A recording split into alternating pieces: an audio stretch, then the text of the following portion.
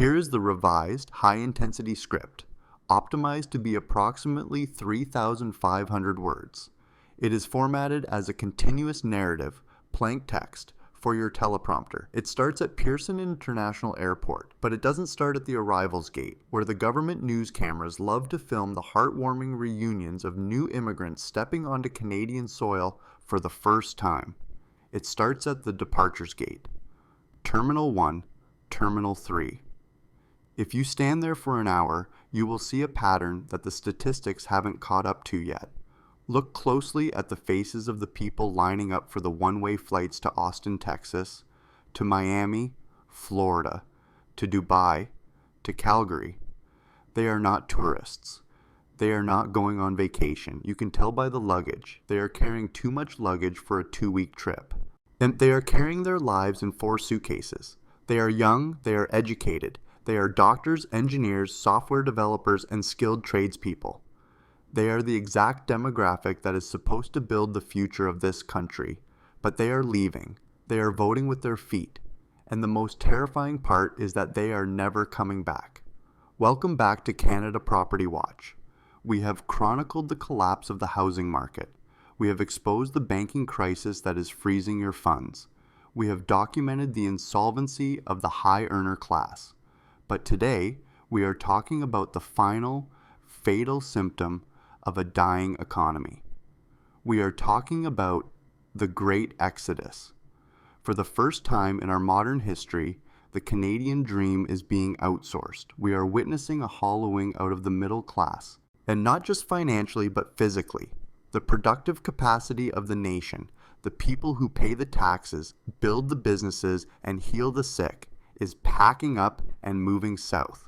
In this deep dive investigation, we are going to explain why 500,000 Canadians are choosing to leave the country every single year. We will break down the brutal math of the U-Haul index.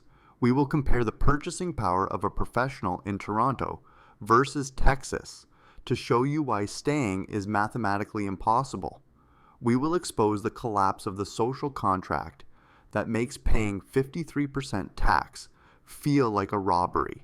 And we will tell you why Canada is rapidly becoming a hotel for the world, a place to stay for a few years to extract value and then leave before the bill comes due. To understand why people are leaving, you have to ignore the politicians and look at the moving trucks. The U-Haul index is one of the most reliable, real-time economic indicators in North America. It tracks the price of a one-way rental truck between 2 cities. Supply and demand dictate the price. If everyone wants to leave City A and move to City B, the price to rent a truck from City A skyrockets because U-Haul runs out of trucks. Right now, the data is screaming. A 26-foot truck from Toronto to Nashville, Tennessee, or Toronto to Calgary, Alberta, costs 3 to 4 times as much as the return journey. The trucks are leaving Ontario and British Columbia, and they are not coming back. U-Haul has to pay people to drive empty trucks back to Toronto just to maintain inventory. This is not a migration, it is an evacuation. Why are they leaving? It is not the weather. Canadians can handle the cold. We are a tough people. We cannot handle the math. Let's do the math that every young professional does at their kitchen table late at night before they book that flight. Let's take a case study. Let's call her Sarah. Sarah is a 30-year-old senior nurse or perhaps a mid-level software developer. In Toronto, she earns 90,000 Canadian dollars a year. That sounds like a decent salary on paper, but let's look at the reality. After federal tax, provincial tax, CPP, and EI deductions, her take-home pay is roughly $5,500 a month. Now, let's deduct the cost of survival. The average one-bedroom apartment in Toronto costs $2,600. Her utilities, phone, and internet cost $300. On her car insurance, the highest in North America, costs $250. Her groceries, inflated by the carbon tax and supply management monopolies, costs $600. Her student loans take another $400. Before she spends a single dime on entertainment, clothing, or savings, she has spent over $4,000. She has $1,500 left, but she wants to buy a house. She wants the Canadian dream. The average starter home is $1 million. To save a 20% down payment of $200,000, saving $1,000 a month, it will take her 16 years. She will be 46 years old before she can buy a shoebox condo. She will be too old to start a family in that home. Now look at Sarah's option B. She moves to Houston, Texas, or Raleigh, North Carolina. Then, as a skilled nurse or developer, her salary instantly jumps to $90,000 US dollars. That is 120,000 Canadian dollars. But the taxes are lower. In Texas, there is zero state income tax. Her take-home pay is roughly $6,000 US dollars a month. That is 8,000 Canadian. Her rent for a luxury apartment in a complex with a pool and gym is 1,500 US dollars. Her groceries are 30% cheaper. Her gas is half the price. And the house? The average 3-bedroom detached home in Houston is $350,000. She can buy it today. She doesn't need to save for 16 years. She can save for 16 months. The math is undeniable. In Canada, Sarah is the working poor, struggling to keep her head above water. In America, Sarah is the upper middle class.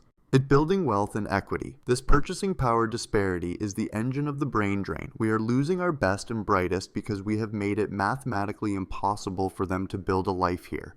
We tell our young people, go to university, get a degree, work hard, and you will succeed. They did that. They got the engineering degree. They got the medical license. They followed the rules. And their reward is a basement apartment they can barely afford and a tax bill that punishes them for working overtime. They feel betrayed. They feel that the social contract, the promise that if you contribute to society, society will allow you to prosper, has been broken. They are not leaving because they hate Canada. They are leaving because they love themselves and their future families enough to refuse to accept a life of permanent struggle. But it is not just about the money. If it were just money, some would stay for the Canadian lifestyle. They would stay for the safety, the healthcare, the polite society. But that is the second pillar of the exodus, the collapse of the services. Canadians are some of the highest taxed people on earth. When you add up income tax, sales tax, property tax, carbon tax, liquor tax, and gas tax, the average family pays nearly 45% of their income to the government. For high earners, the marginal rate is over 53%. We are told this is the price of civilization. We are told this pays for free healthcare and world-class education. But what are we actually getting for that 53%? We are getting emergency rooms that are closed on weekends because of staff shortages. We are getting waiting lists for MRIs and surgeries that are 12 to 18 months long. We have 6 million Canadians without a family doctor. We are getting a justice system that releases violent offenders on bail the same day they are arrested, creating a wave of crime in our cities. We are getting public transit systems that are unsafe and unreliable. We are getting roads full of potholes and schools that are falling apart. The Canadian taxpayer is looking at their pay stub, seeing the thousands of dollars deducted every month, and when asking, where is this money going? It is certainly not going into the services they use. It feels like throwing money into a black hole of bureaucracy and inefficiency. When you pay premium prices for a product, you expect premium service. If you went to a 5-star hotel and the roof was leaking, the staff were rude, and the food was rotten, you would check out. You wouldn't care about the history of the hotel. You wouldn't care about the nice lobby. You would leave. Canada is that 5-star hotel that has let itself fall into ruin, and the guests, the taxpayers, are checking out. This brings us to the tragedy of the medical exodus. We are facing a healthcare crisis, yet we are bleeding doctors and nurses to the US. Why? Because the Canadian system abuses their altruism. We expect doctors to work 80-hour weeks, to deal with crumbling infrastructure, and navigate a bloated bureaucracy, all while capping their billing and vilifying them as rich tax cheats if they incorporate. A Canadian doctor can move to Arizona, work fewer hours, have better equipment, earn double the income, and pay half the tax. We cannot guilt-trip them into staying. Patriotism doesn't pay the mortgage. Patriotism doesn't prevent burnout. We are training doctors at the expense of the Canadian taxpayer, costing hundreds of thousands of dollars per student, only to see them donate their careers to the American healthcare system. We are essentially subsidizing the U.S. medical sector with our tuition dollars. It is a strategic failure of the highest order, but it is not just the old stock Canadians leaving. And this is the part the government is terrified to talk about, and reverse immigration. For decades, Canada relied on a steady stream of immigrants to replace the aging population and fuel the economy. We sold them the Canadian dream. Come here, work hard, buy a house, raise a family. But the new immigrants are arriving, looking around and realizing they have been sold a lie. They see the cost of living. They see the housing crisis. They see that their foreign credentials are not recognized. Doctors driving Ubers, engineers working security, and they are leaving. Studies show that a shocking percentage of immigrants leave Canada within 5 years of arriving. They are moving on to the US or returning to their home countries, which are often developing faster than Canada. And we are treating immigrants like batteries, plugging them into the economy to extract cheap labor and rent, draining them, and then replacing them with new ones. This Ponzi scheme of population is unsustainable. Word is getting out globally. Canada is no longer the destination, it is a transit lounge, and then there is the internal exodus, the flight to Alberta. For those who cannot or will not leave Canada, there is one last refuge, the Texas of the North. Alberta is calling and Ontario is answering. Tens of thousands of families are packing up their lives in the Greater Toronto area and moving to Calgary and Edmonton. Why? Because Alberta still functions. In Alberta, you can still buy a detached home for $550,000. The wages are higher, the taxes are lower, there is no provincial sales tax. And it is the last bastion of the middle-class dream in Canada. But this internal migration creates a death spiral for Ontario and BC. Who is leaving? The young, the ambitious, the mobile. Who is staying? The old, the retired, the public sector workers, and the very poor who cannot afford to move. Ontario is becoming a province of landlords and serfs, elderly pensioners, and government bureaucrats. The tax base is eroding just as the demand for healthcare and social services is peaking. This is a demographic time bomb that is ticking louder every day. Let's talk about the business climate. If you are an entrepreneur in Canada, you are treated with suspicion. The capital gains tax inclusion rate was recently increased, effectively punishing success. The regulatory burden is suffocating. It takes years to get permits to build anything, a mine and a pipeline, a housing development. Productivity in Canada has collapsed. Business investment per worker is plummeting compared to the US. Why would anyone start a business here? If you succeed, the government takes half. If you fail, you are on your own. The US, for all its flaws, celebrates risk-taking and innovation. Canada punishes it. So, our tech founders move to Silicon Valley. Our manufacturing moves to Mexico or the US South. We are left with an economy based on selling houses to each other and serving coffee to the people selling the houses. It is a fake economy, fueled by debt and population growth, devoid of real productivity. The psychological toll of this exodus is heavy. When you see your friends leaving, one by one, it creates a sense of hopelessness for those who remain. It breaks the community. Now you start to wonder, am I the sucker for staying? Am I the fool who is going to be left holding the bag? It creates a low-trust society. We used to trust that if we paid our taxes, the garbage would be picked up and the emergency room would be open. That trust is gone. We used to trust that if we saved money, it would retain its value. That trust is gone with inflation. We used to trust that the government worked for us. Now it feels like we work for them. This Hotel Canada mentality is dangerous. A nation is not a hotel. A nation is a home. In a home, you invest. You fix the roof. You care about the neighbors. In a hotel, you abuse the room because you are leaving tomorrow. You don't care about the long-term structural integrity of the building. And our politicians are treating the country like a hotel manager, trying to maximize occupancy rates, immigration, without building more rooms, housing, or upgrading the plumbing, healthcare. They are celebrating the GDP growth driven by more bodies, while ignoring the GDP per capita decline that makes everyone poorer. They are gaslighting the population, telling us we have never had it so good, while we line up at food banks and sleep in our cars. The brain drain of the 1990s was bad, but the brain drain of 2026 is existential. In the 90s, housing was cheap. You could stay in Canada and live a good life even with lower wages. Today, housing is a luxury good. If you are a young doctor graduating with $200,000 of debt, you cannot afford to live in the city where you work. You have no choice but to leave. No, we are forcing our children into exile. Think about that. We are raising a generation of children who know, deep down, that to have the life their parents had, they will have to leave their parents. They will have to move away from their grandparents. They will have to become economic refugees from a G7 country. That is a national tragedy. The government's response to this is denial. They talk about labor shortages. We don't have a labor shortage. We have a wage shortage and a housing shortage. If you paid nurses what they are worth and ensured they could afford a home near the hospital, you wouldn't have a shortage.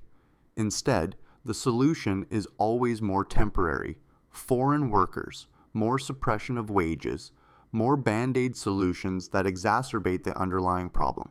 They are trying to fill a leaking bucket by pouring more water in, rather than plugging the hole. And the hole is the exodus of the middle class. What happens when the middle class is gone? You are left with a feudal structure, a tiny elite of asset owners, the oligopolies, the multi-generational wealth, the political class, and a massive underclass of service workers and renters living paycheck to paycheck. The ladder of opportunity, the Canadian dream of upward mobility, has been kicked away. The rungs are broken. You are either born on the roof or you are stuck in the basement. And the people who refuse to accept that fate are climbing out the window and heading for the border. The implications for the real estate market are catastrophic. And the bulls will tell you that immigration will save the housing market, but immigrants need jobs. They need services. And the people who create the jobs and provide the services are leaving. You cannot build a housing market on Uber drivers and Tim Hortons workers. You need engineers, architects, senior managers, entrepreneurs. If they leave, who buys the $2 million semi-detached house in Toronto? Who pays the property taxes? The pyramid scheme requires constant fuel. When the high-quality fuel, skilled professionals, runs out, the engine starts to sputter. We are watching the slow-motion suicide of a developed nation.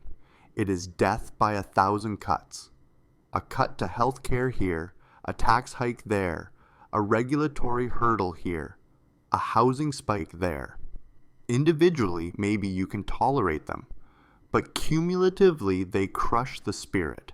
Now, there is a tipping point, and for 500,000 Canadians this year, that tipping point has been reached. They have looked at the spreadsheet of their lives and realized that the return on investment for living in Canada is negative. To truly understand the depth of this crisis, we need to examine the psychological scars of the stayers. The people who remain are not just facing economic hardship.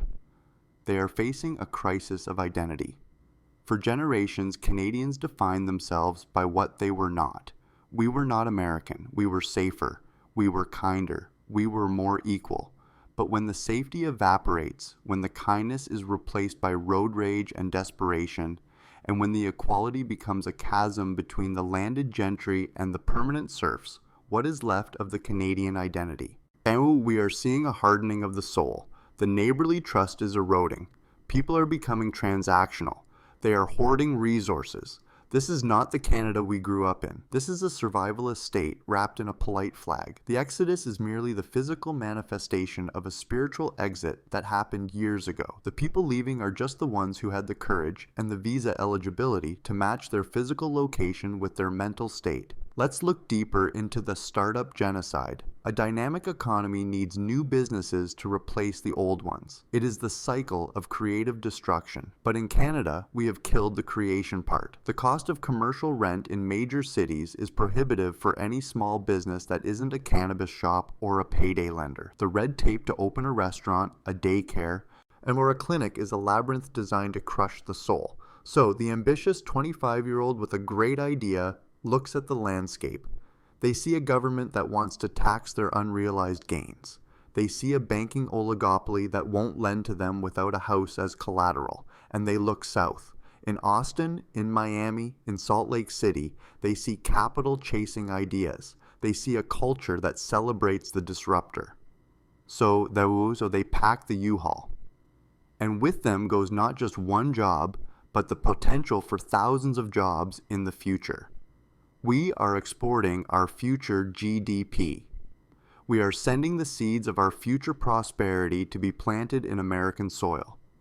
And when those seeds grow into mighty oaks, we will wonder why our own forest is barren. But we must also confront the intergenerational theft. The baby boomers and the older Gen Xers are sitting on millions of dollars of tax-free capital gains in their principal residences. They are the ones voting for NIMBY policies to keep their property values high. They are the ones opposing the density that would allow their children to live near them. They are pulling up the drawbridge after they have crossed the moat. The young generation sees this. They see a system rigged to protect the accumulated wealth of the past at the expense of the productive energy of the future, and they are refusing to play a game they cannot win. They are realizing that the only way to win is to leave the table. This is creating a demographic distortion that will cripple our pension systems. Who will pay for the old age security of the boomers? It is supposed to be the millennials and Gen Z, but if they are in Texas paying US taxes, the Canadian pension pot goes empty. The irony is tragic. By protecting their housing wealth so aggressively, the older generation has driven away the very people they need to fund their health care and pensions in their twilight years. They have won the battle for property values, but lost the war for societal survival. Consider the brain waste of the immigrants who do stay. We bring in PhDs and engineers from India, Philippines, Nigeria, and Iran. We promise them opportunity, and then we force them to drive trucks and work in warehouses because our protectionist guilds, the medical colleges, the engineering boards refuse to recognize their credentials. This is a double tragedy. It is a tragedy for the immigrant who is underemployed and humiliated.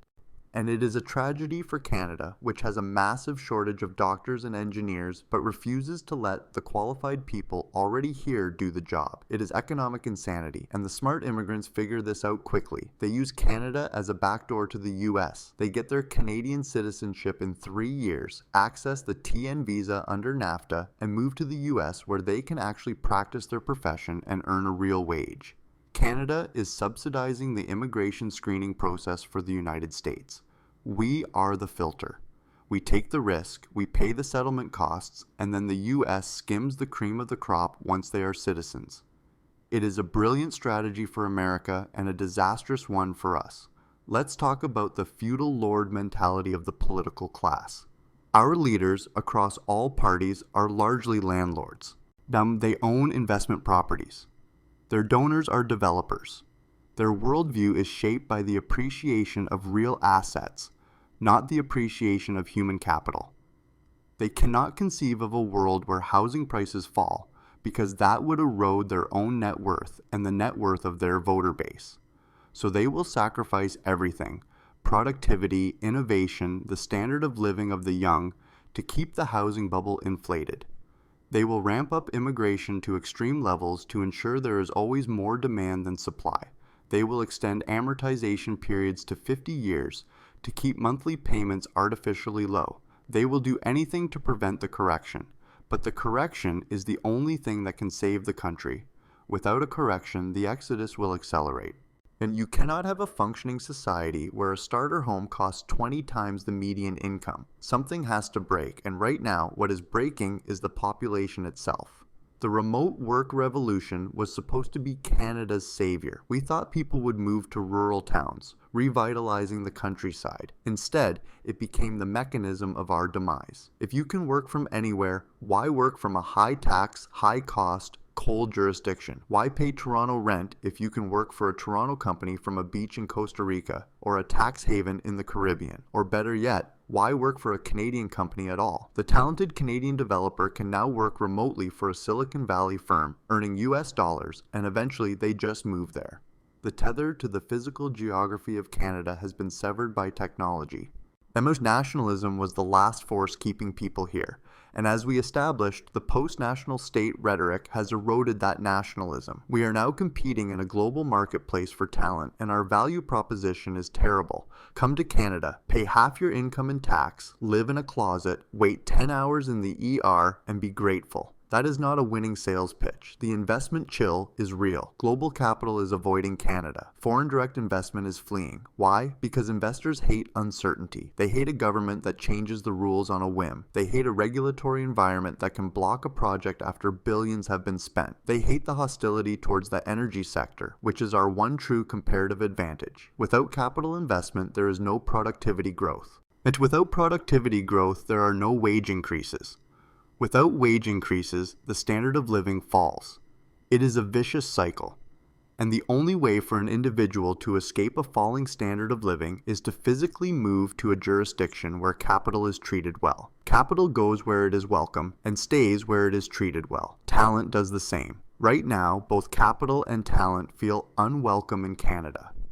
So, as we watch the taillights of the U-Haul trucks fade into the distance, we must ask ourselves, is this reversible? Can we turn the ship around? It is possible, but it requires a level of political courage that does not currently exist. It requires admitting that the housing theory of everything was a mistake. It requires crashing the housing market to restore affordability. And it requires slashing the bureaucracy to unleash business. It requires privatization of healthcare elements to introduce competition and efficiency. It requires a total overhaul of the tax code to reward work and investment rather than rent-seeking.